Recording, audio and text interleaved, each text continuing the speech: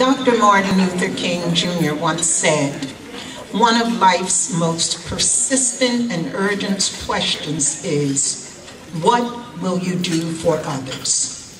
The Cheyney University Alumni Chapter of Delaware County, its friends and family, pauses each year to honor those who have provided solutions for our university's most persistent problems.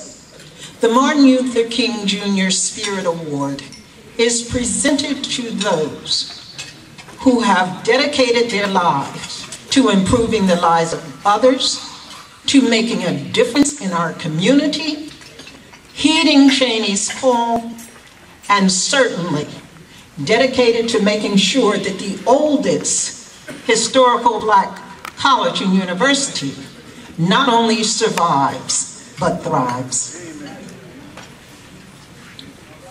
Hotep, good evening. It is my pleasure to introduce Michael Coard. We know him as a proud Cheyneyite. We know him as an attorney, as an activist, an educator. I would like to share this story with you. When I was teaching the 6th grade and they did a program called Hip Hop, Tracing Hip Hop Through History. Now, can you imagine 6th graders contacting Michael Coard's office, speaking with Venus, and then asking the principal for a meeting, and their agenda was set. The principal could not believe an attorney actually took time out to speak with them about tracing history through hip-hop. When they did the program, they poured libations, and first of all, when I shared with them, Michael loves hip-hop, you know, Mr. Coard loves hip-hop. So they poured libations, and they presented the program. Now, we're talking about African-American students and Hispanic students. They had a reception. They decided the classes they wanted to attend this program, and also the people they wanted to attend the reception. Well, Michael had to leave, and they decided Michael shouldn't have to walk out the building by himself. So I had to go to the office and get permission, and for 4 students to walk Michael to his car. And I'm sharing that because that shows his impact on students. And I'm not the only educator that has used Michael and asked him to visit the school. There are so many things, so many interesting things about Michael. Now, I was getting calls, even up to this morning, wanting tickets to this event. Michael, I found it very interesting. People wanted to be the MC because it was Michael Coard. They wanted to present an award to Michael. They wanted to introduce Michael. I called my sister, Gaynell Turner Lewis. I said, Gaynell, have you ever heard? She said, yep, I know what you're talking about. So, and one other thing I really want to share. On the move, Michael. I know that you are surprised because you did not know that this was coming. I just want to say congratulations, Michael Coard. When he is not busy avenging the ancestors, Michael is enmeshed in a war of words in courtrooms, fighting for the rights of the poor and dispossessed. He is also at the heart of the legal fight for the survival, excellence, and equitable funding of Cheyney, the first Black college in the United States. Since 1837, Cheyney has been educating generations of Black youth, and it continues this legacy in a nation that wages war on the minds of Black and brown children daily. Michael Coard's work embodies the spirit of tenacity in the fight for fairness and justice. Congratulations on receiving the Martin Luther King Jr. Spirit Award for your work with Cheyney and beyond. The struggle continues. From Imprisoned Nation, this is Mumia Abu Jamal.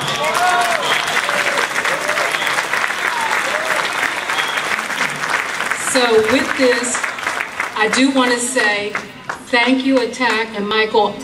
When people say it is my privilege, and I understand, I love you, and it is my privilege with my past president, Dr. Rosalind Jones Johnson, to present this award to you.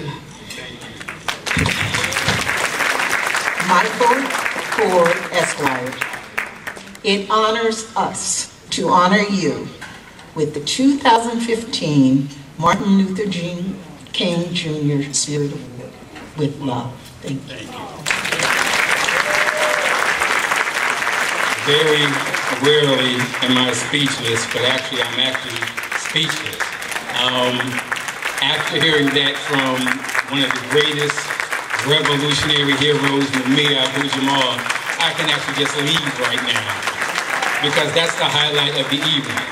I'm only going to spend about 2 minutes addressing you, and I actually came here with a well thought out, well written, fancy, typewritten speech, but as I walked up here, I decided that I wouldn't give the prepared speech.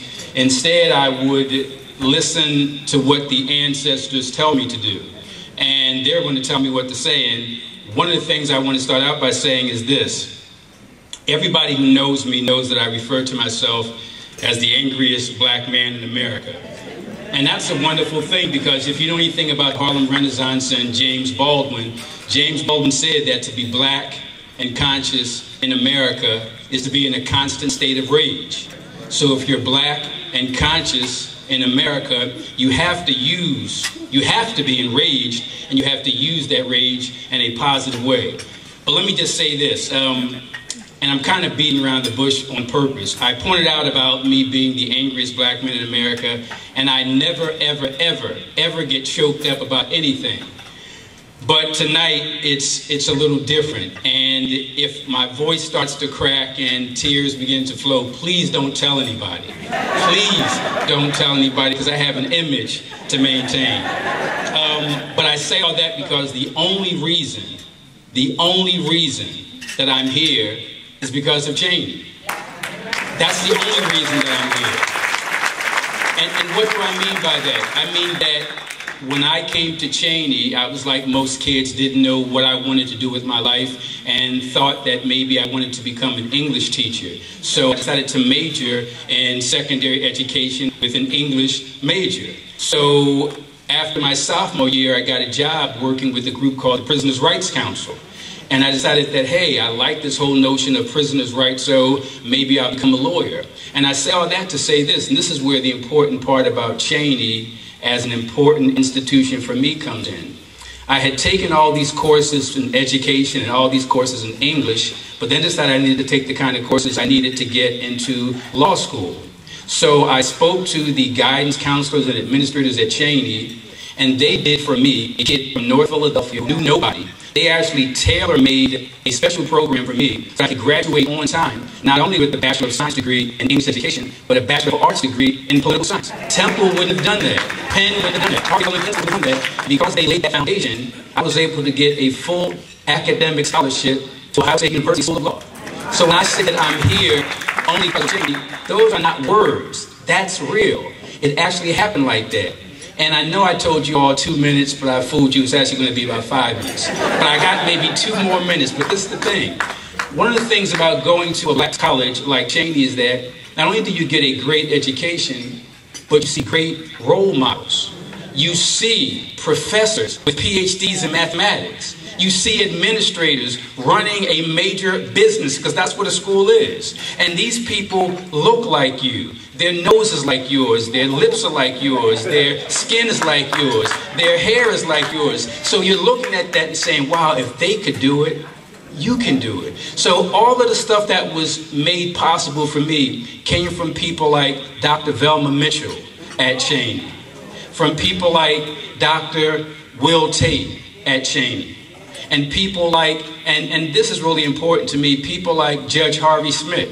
Judge Harvey Smith was the chairman of the Board of Trustees when I was at Cheyney, and I was the student member. And I just saw him as this older guy who was part of the system, so I was a crazy young black kid just raising hell and doing all this crazy stuff. And when I say crazy stuff, let me give you a quick example, because the statute of limitations has long gone. So I'm not going to get in trouble for this. But when I was in student government and on the Board of Trustees, at one point the president was Dr. Wade Wilson. And I saw Dr. Wade Wilson as a tool of the state, but as I got older and got more mature, I realized that he was actually fighting for Cheyney. But I didn't know that. I just knew that he wasn't doing everything that this crazy black radical kid, Michael Coard, wanted, so he must have been the enemy, but he wasn't. But this is the story. One night after Dr. Wade Wilson had left Cheyney, they built a new administration building called the Wade Wilson Administration Center.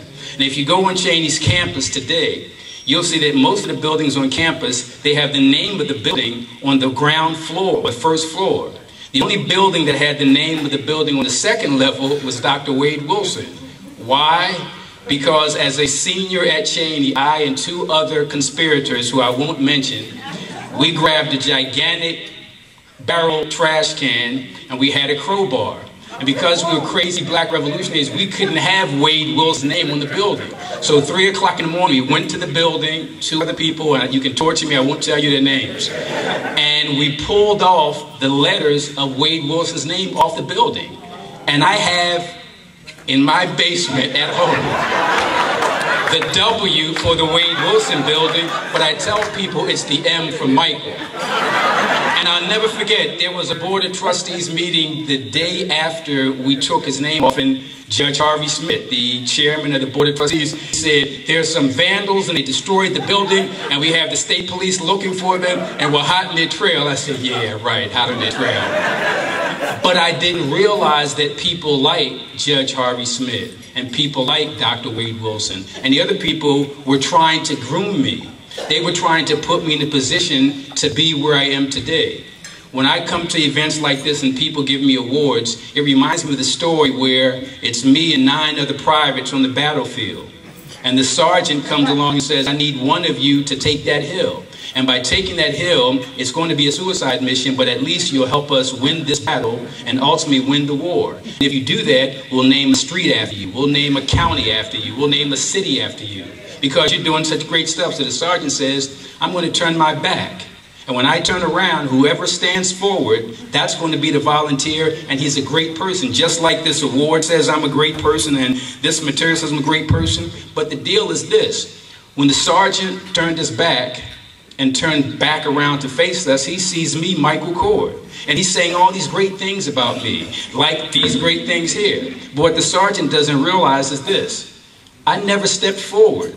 The 9 cowards stepped back. So I appreciate all the good stuff that people say about me, but we all could be and should be doing the same thing. And I didn't get choked up. Thank you very much.